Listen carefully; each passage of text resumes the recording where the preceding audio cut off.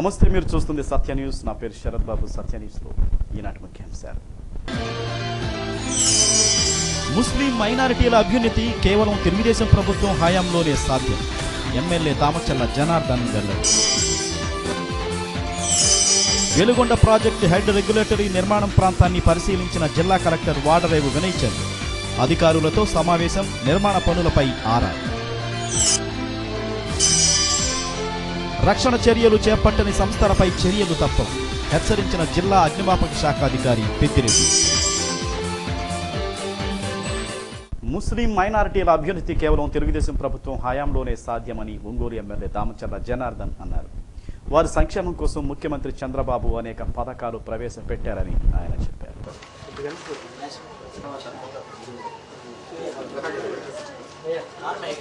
ఒంగోలులోని ఇస్లాంపేటలో గల మదర్సా ఆయిషా నిష్వాన్లో ఏర్పాటు చేసిన ఇఫ్తార్ విందులో ఎమ్మెల్యే దామచర్ల జనార్దన్ పాల్గొన్నారు.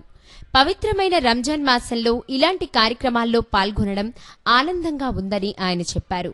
అత్యంత నియమనిష్టలతో, ప్రార్థనలతో, ఖురాన్ పఠనంతో, సేవా కార్యక్రమాలతో ముస్లింలు జరుపుకునే రంజాన్ పర్వదినమంటే తనకెంతో ఇష్టమని జనార్దన్ చెప్పారు. ఒంగోలులోని షాదీఖానాను కూడా మరో 2 కోట్ల వ్యయంతో త్వరలో పూర్తి చేస్తామన్నారు. అలానే ముస్లింల ప్రార్థనల కోసం ఈద్గాను కూడా 35 లక్షలు వెచ్చించి తీర్చిదిద్దామని పేర్కొన్నారు. పలువురు తెలుగుదేశం పార్టీ నాయకులు, ముస్లిం సోదరులు ఈ ఇఫ్తార్ విందులో పాల్గొన్నారు.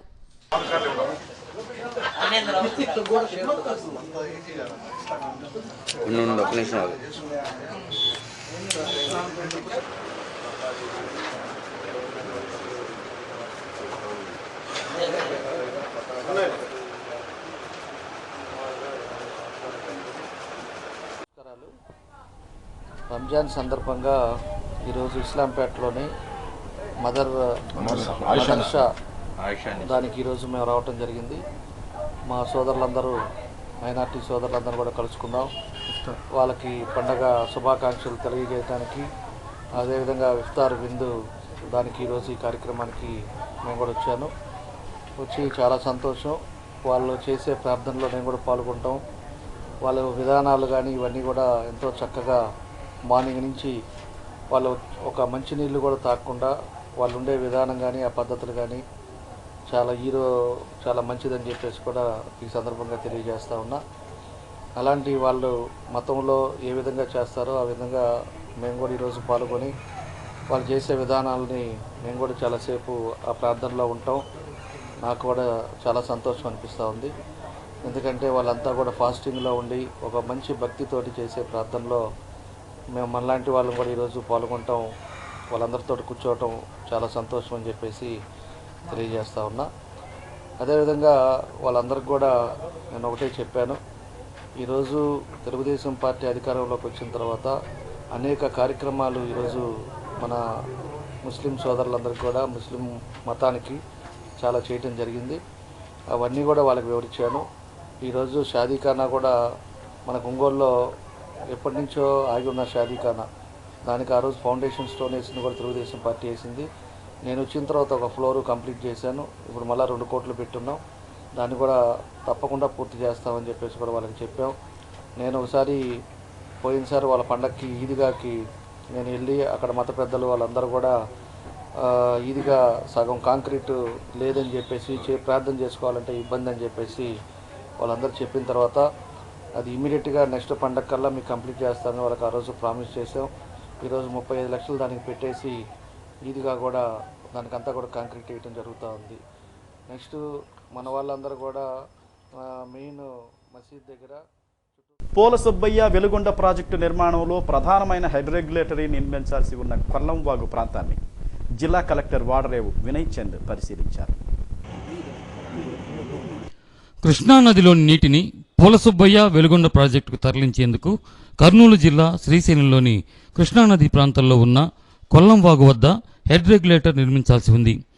దాని నిర్మాణ పనులు చేపట్టాలంటే తీసుకోవాల్సిన చర్యలు, అక్కడి పరిస్థితులు పరిశీలించేందుకు జిల్లా collector Vinay Chand, Veligonda SC Reddaiah, Atmakur DFO Selvam, Veligonda భూసేకరణ డిప్యూటీ కలెక్టర్ కొండయ్య శ్రీశైలం వెళ్లి అక్కడి కృష్ణానదిలో బోటు ద్వారా కొల్లంవాగు ప్రాంతానికి చేరుకున్నారు. ఆ ప్రాంతం పులుల అభయారణ్యం కావడంతో అక్కడ పనులు చేపట్టాల్సిన సమయం, నిర్మాణ సామాగ్రిని చేర్చే విధానం, కూలీల తరలింపు తదితర విషయాలను వినయ్ చంద్ అధికారులతో చర్చించారు. అగ్నిమాపక శాఖ అదనపు జిల్లా అధికారిగా వీరభద్రరావు బాధ్యతలు స్వీకరించారు. ఏలూరులో పనిచేస్తూ పదోన్నతిపై ఒంగోలు బదిలీ అయ్యారు. అందరి సహకారంతో జిల్లాకు పేరు ప్రతిష్టలు తెస్తానని జిల్లా నూతన అదనపు అగ్నిమాపక శాఖ అధికారి వీరభద్రరావు తెలియజేశారు. నమస్కారం అండి, నా పేరు వీరభద్రరావు. ఈరోజు అసిస్టెంట్ డిస్ట్రిక్ట్ ఫైర్ ఆఫీసర్గా ప్రకాశం జిల్లా ఒంగోలులో వచ్చి రిపోర్ట్ చేశాను. నేను 93లో స్టేషన్ ఫైర్ ఆఫీసర్గా సర్వీస్లో జాయిన్ అయ్యాను. అలానే 3 సంవత్సరాలు అసిస్టెంట్ డిస్ట్రిక్ట్ ఫైర్ ఆఫీసర్గా అనుభవం ఉంది. అలానే 3 సంవత్సరాలు 10 నెలలు డిస్ట్రిక్ట్ ఫైర్ ఆఫీసర్గా పనిచేసిన అనుభవం కూడా ఉంది. కాబట్టి మా యొక్క ఫైర్ ఆఫీసర్స్ సిబ్బంది సహకారంతో, అలానే ప్రజల సహకారంతో ఈ జిల్లాని మన రాష్ట్రంలోనే ముందుండే విధంగా కృషి చేస్తానని చెప్పేసి ఈ సందర్భంగా తెలియజేస్తున్నాను. Thank you.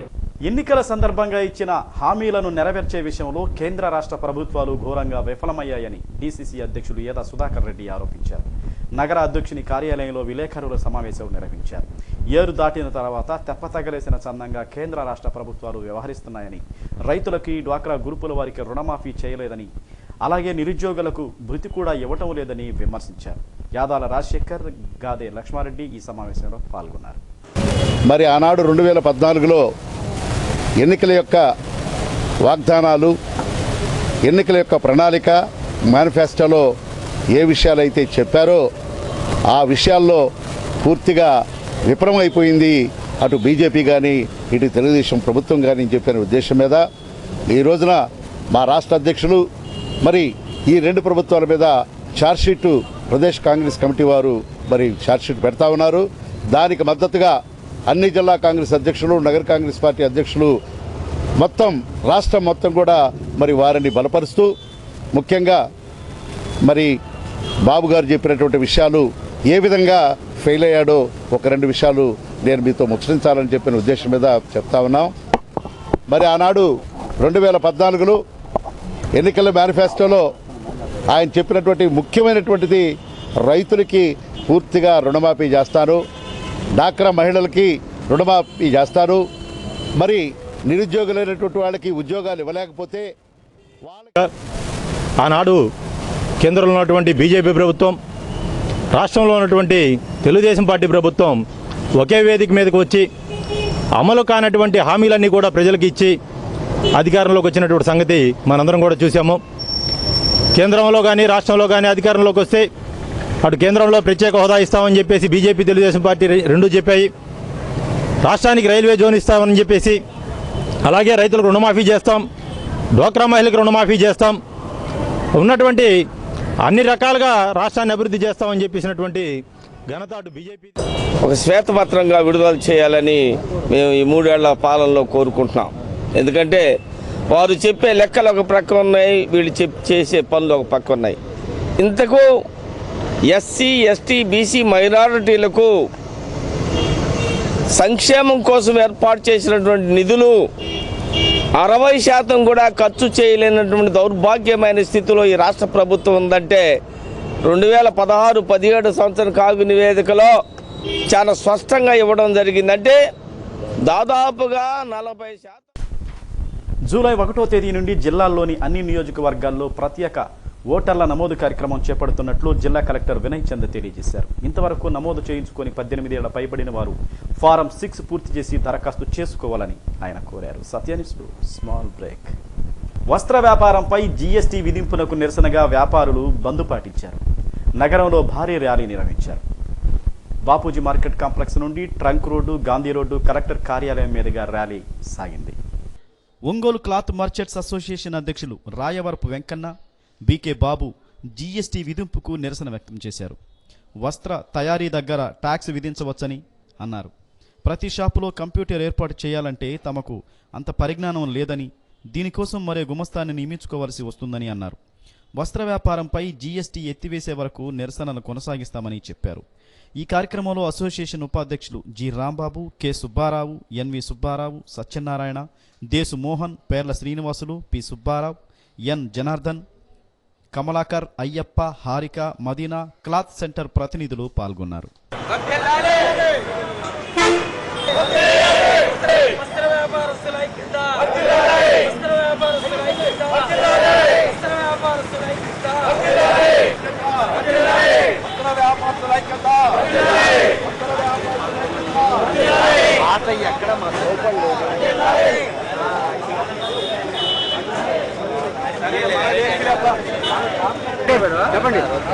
నా పేరు చెప్పు బాబు, ఒంగోలు కార్పొరేషన్ సెక్రటరీని. ఈ జిఎస్టీ అనేది ఉత్తర కొత్తగా కేంద్ర ప్రభుత్వం విధిస్తున్నారు. స్వాతంత్రం వచ్చిన కానీ భారతదేశంలో ఏ ప్రభుత్వం కూడా ఉత్తరపైన విధించలేదు, ఏ ట్యాక్స్ విధించలేదు. కూడు గూడు గుడ్డ ప్రతి ఒక్కరికి అవసరమైన కార్యక్రమాన్ని ఈ రకం మీద వస్త్రం మీద వేయలేదు. కానీ ఇప్పుడు జిఎస్టీ మాకు ఈ పరిధిలో రాదని చెప్పి మళ్ళీ కేంద్ర ప్రభుత్వం వాళ్ళు ఏదో కొద్ది పర్సెంట్ ట్యాక్స్ అని వేస్తున్నారని చెప్పన్నారు. ఇది కొద్ది పర్సెంట్ కాదండి, నూనె మీద 18% వేస్తున్నారు, దాని రంగేస్తే మళ్ళీ 18% వేస్తున్నారు, దానికి డైయింగ్ చేసి మళ్ళీ 18% వేస్తున్నారు. ఇవన్నీ 54-60% పైన పడుతున్నాయి. చీప్ మాత్రం కాదు. జిల్లా పరిషత్ పాఠశాలలో విద్యార్థుల సంఖ్య తక్కువగా ఉండటం సిగ్గుచేటైన విషయమని జడ్పీ చైర్మన్ ఈదర హరిబాబు అన్నారు. ఎంఈఓలు, హెచ్ఎంలు, విద్యాశాఖ అధికారులతో జరిగిన సమావేశంలో ఆయన ఆగ్రహాన్ని వ్యక్తం చేశారు. జిల్లా పరిషత్ పాఠశాలల్లో విద్యార్థులను చేర్పించే విధంగా తల్లిదండ్రులకు అవగాహన కల్పించాలని ఈదర ఆదేశించారు. తిరిగినాం సార్, ఇప్పుడు 20 మంది దాకా అరెస్ట్ చేస్తున్నాం సార్. 1 part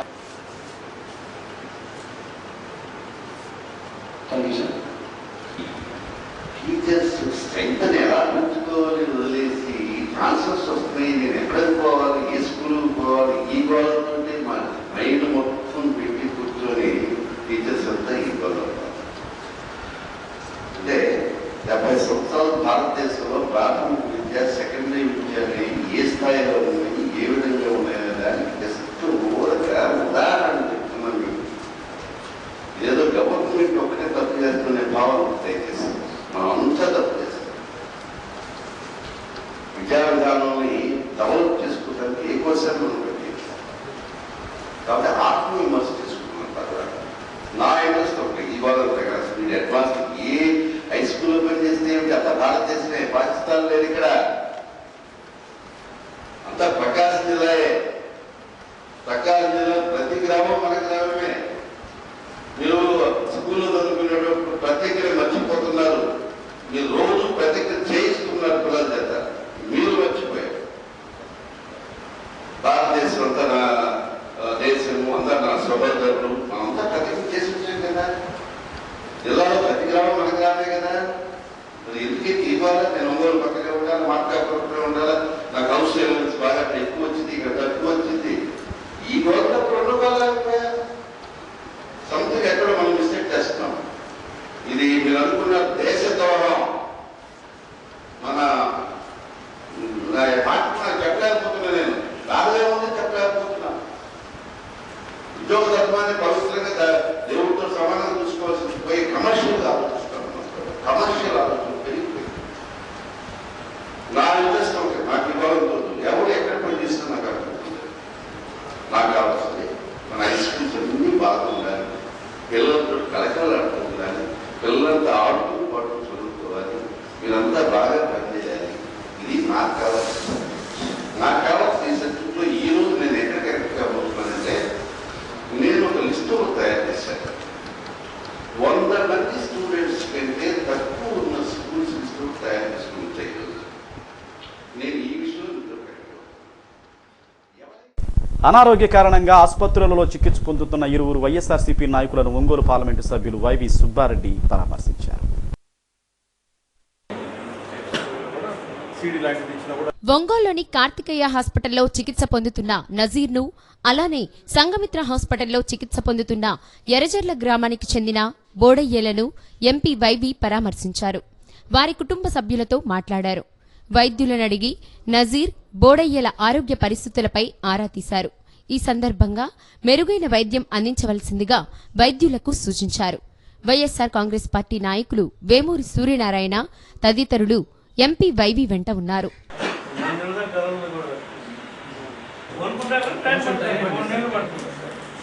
ఈ నెల 21న నిర్వహించే అంతర్జాతీయ యోగా దినోత్సవానికి అన్ని ఏర్పాట్లు చేసినట్లు జిల్లా AYUSH department deputy director doctor Shekhar తెలియజేశారు. ఒంగోలు పోలీస్ పెరేడ్ గ్రౌండ్లో నిర్వహించే యోగా డేలో అన్ని యోగా శిక్షణా సంస్థలను విద్యార్థులు పాల్గొంటారని తెలియజేశారు. ప్రభుత్వం ప్రతిష్టాత్మకంగా నిర్వహించతలపెట్టిన యోగా దినోత్సవాన్ని ప్రతి ఏటాలాగే ఈ సంవత్సరం కూడా నిర్వహిస్తున్నామన్నారు. ఈ యోగా కార్యక్రమంలో ప్రజలను పెద్ద ఎత్తున సమీకరిస్తున్నామని అన్నారు. అన్ని ఏర్పాట్లు పూర్తి చేస్తున్నామని, యోగా కార్యక్రమానికి వచ్చేవారికి ఎటువంటి ఇబ్బంది లేకుండా చేస్తున్నామన్నారు. దీనికి సంబంధించిన ఆయుష్ డిపార్ట్మెంట్తో ఆయన సమీక్ష నిర్వహించారు. ఆయుష్ ఆంధ్రప్రదేశ్ ప్రభుత్వం ఆయుష్ శాఖ జోన్ 3 ఆధ్వర్యంలో 3వ అంతర్జాతీయ యోగా దినోత్సవ కార్యక్రమం మన కలెక్టర్ గారి ఆధ్వర్యంలో పోలీస్ పరేడ్ గ్రౌండ్స్ దగ్గర 21 జూన్ 2017న జరపడానికి ప్రభుత్వం వారు ఆయుష్ డిపార్ట్మెంట్ వారు నిర్ణయించారు. అందులో భాగంగా కమిషనర్ ఆయుష్ విజయవాడ వారు కొన్ని ఇన్స్ట్రక్షన్స్ సంబంధిత రీజనల్ డైరెక్టర్స్కి ఆర్డర్స్ అండ్ ఇన్స్ట్రక్షన్స్ ఇష్యూ చేశారు. దానిలో భాగంగా ఒక జిల్లాకు ఒక కమిటీ వేసుకోమన్నారు. ఆయుష్ శాఖ ఆధ్వర్యంలో ప్రతి జిల్లాకి జోన్లో ఉన్నటువంటి ఒంగోలు, ప్రకాశం జిల్లా అండ్ నెల్లూరు అండ్ గుంటూరు జిల్లాకి, అలానే కలెక్టర్ గారి ఆధ్వర్యంలో కలెక్టర్ గారి గైడెన్స్ ప్రకారంగా ఈ 3వ అంతర్జాతీయ యోగా దినోత్సవాన్ని ప్రజలకి ఏ విధంగా యోగా వల్ల ఉపయోగాలు, దానివల్ల అవసరాలు, మనిషి యొక్క జీవితంలో ఎటువంటి ఒడిదుడుకు లేకుండా దీర్ఘకాలిక వ్యాధులు ఏ విధంగా నయమవుతాయి అనే దాని మీద అవేర్నెస్ కల్పిస్తూ ఈ యొక్క యోగా దినోత్సవాన్ని దినోత్సవం జరుపుకుంటే వాటి వల్ల కలిగే ఉపయోగాలని అర్థం చేసుకునే ఉద్దేశంతో ఈ యొక్క కార్యక్రమం నిర్వహించడం జరుగుతూ ఉంది. అందులో భాగంగా మా జిల్లాలో డాక్టర్లు అందరూ కలెక్టర్ గారిని కలిసాము, డిఆర్ఓ గారిని కలిసాము, అందరూ సంబంధిత అధికారులందరినీ కలిసాము. నిన్న కూడా కలెక్టర్ గారు ఆధ్వర్యంలో మీటింగ్ పెట్టడం జరిగింది జిల్లా ఆఫీసర్లందరికీ. జిల్లా ఎస్సీ కార్పొరేషన్ కార్యనిర్వహణాధికారిగా సూర్యనారాయణ శర్మ బాధ్యతలు స్వీకరించారు. పశ్చిమ గోదావరి జిల్లా ఏలూరులో పనిచేస్తున్న సూర్యనారాయణ శర్మ సాధారణ బదిలీపై జిల్లాకు వచ్చారు. సత్యన్యూస్లో స్వల్ప విరామం. రక్షణ చర్యలు చేపట్టని సంస్థలపై చర్యలు తప్పవని జిల్లా అగ్నిమాపక శాఖ అధికారి పెద్దిరెడ్డి హెచ్చరించారు. తన కార్యాలయంలో స్టేషన్ ఫైర్ ఆఫీసర్లతో సమావేశాన్ని నిర్వహించారు. రక్షణ చర్యలు చేపట్టని సంస్థలకు నోటీసులు జారీ చేయమని అధికారులకు ఆదేశాలు ఇచ్చామని పెద్దిరెడ్డి తెలిపారు. అగ్ని ప్రమాదాల నివారణకు తగిన చర్యలు తీసుకుంటున్నట్లు చెప్పారు. అగ్నిమాపక శాఖ నిబంధనలను ఉల్లంఘించిన వారిపై చర్యలు తప్పవని జిల్లా అగ్నిమాపక శాఖ అధికారి పెద్దిరెడ్డి ఈ సందర్భంగా హెచ్చరించారు.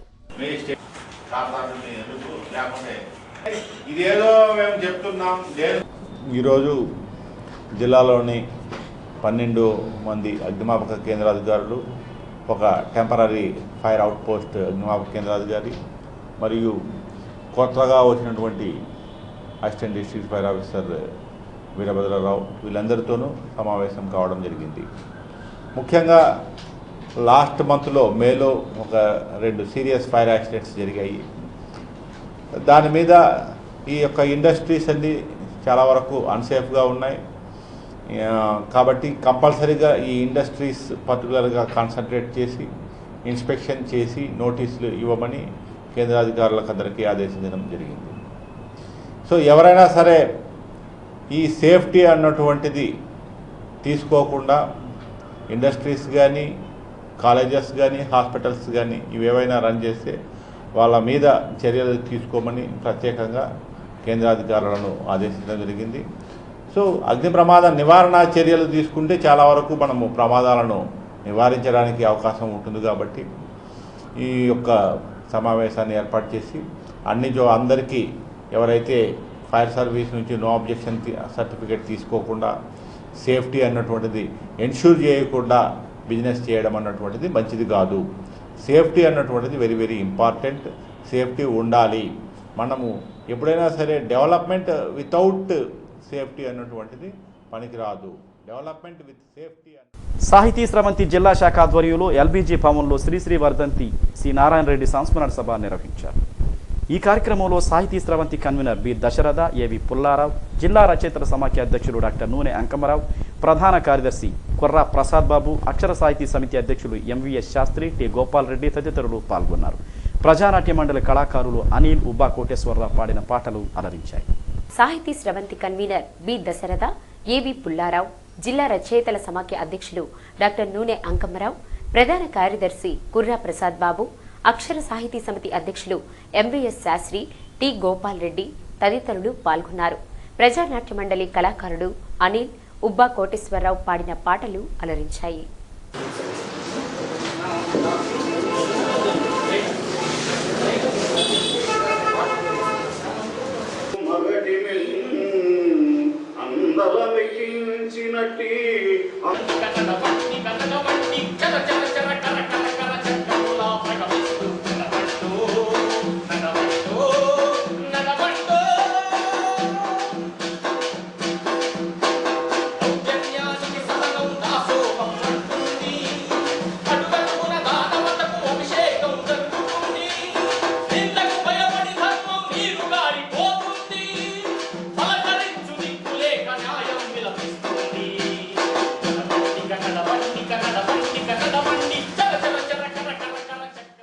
ఆయన్ని జ్ఞాపకం చేసుకొని ఆ ఉత్తేజపడాల్సిన అవసరం ఉంది.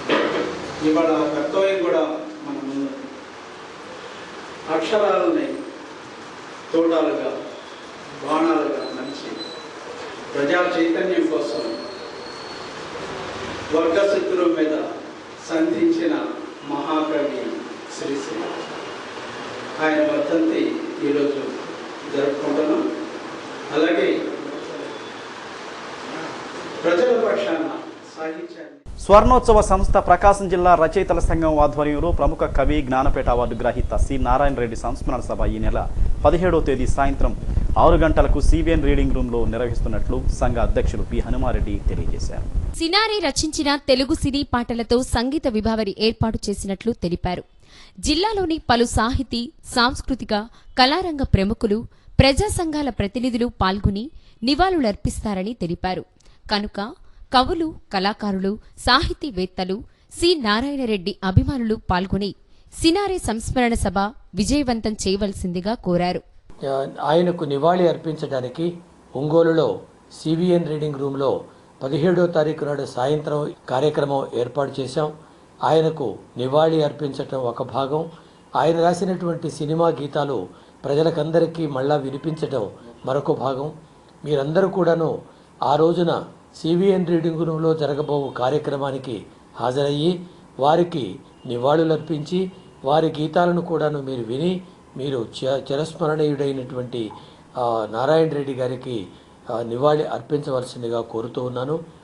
బ్రిలియంట్ కంప్యూటర్ జేసీఐ సంయుక్త ఆధ్వర్యంలో బ్రిలియంట్ కంప్యూటర్స్ ఆవరణలో రక్తదాన శిబిరాన్ని ఏర్పాటు చేశారు. ఈ కార్యక్రమంలో brilliant computers MD Nyamathulla Basha, JCI India zone 4 president Shekhar Babu, doctor CH Ravikumar, Khader తదితరులు పాల్గొన్నారు. పవిత్ర రంజాన్ మాస ఉపవాస వేళలు తేదీ 17/6/2017 శనివారం సహారీ ఉదయం 4:07 ఇఫ్తారీ సాయంత్రం 6:48.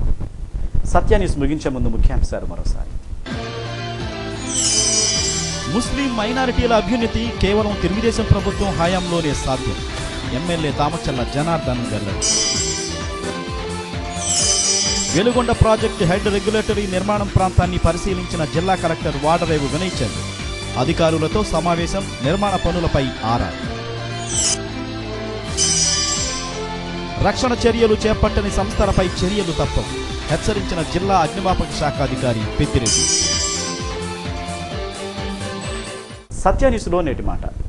దురదృష్టాలు రెక్కలతో ఎగురుకుంటూ వస్తాయి, కానీ వెళ్ళేటప్పుడు మాత్రం కాళ్ళేడ్చుకుంటూ వెళతాయి.